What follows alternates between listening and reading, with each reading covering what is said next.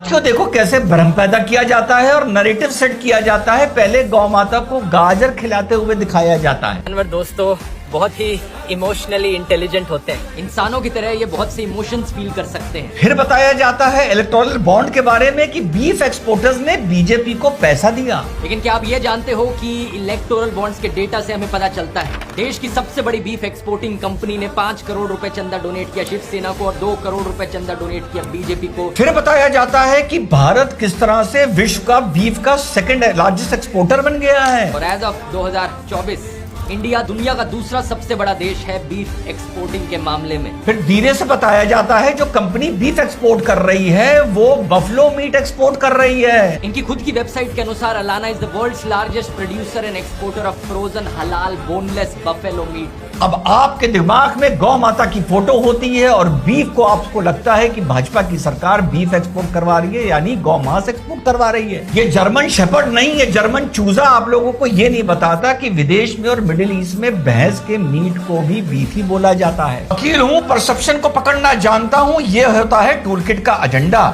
शुरू में गाजर खिलाते हुए गौ माता दिखाई गई, भैंस नहीं दिखाई गई, लेकिन बात भैंस की गई, लेकिन बार बार बीफ बोला गया। India does not export beef. If we understand beef as the meat which comes from the cow or the calf of the cow or the ox or the bull of a cow. The bull, calf or the cow we do not export.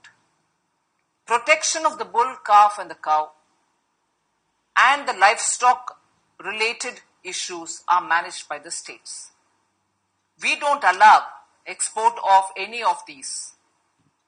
But however, in the West, there is an expression called kara beef, which is used for buffaloes. The buffaloes are permitted, we can export buffaloes. And therefore, if there is any confusion that we are permitting buffalo export in the name of beef, no, we don't export beef. And any beef or any kara beef or buffalo which is exported from authorized slaughterhouses for which permission is given by EPEDA. Permission is never given by EPEDA for slaughterhouses which export beef or meat of the cow. So please be assured we do not permit, in fact it is completely prohibited to export meat of the cow which is otherwise referred to as beef.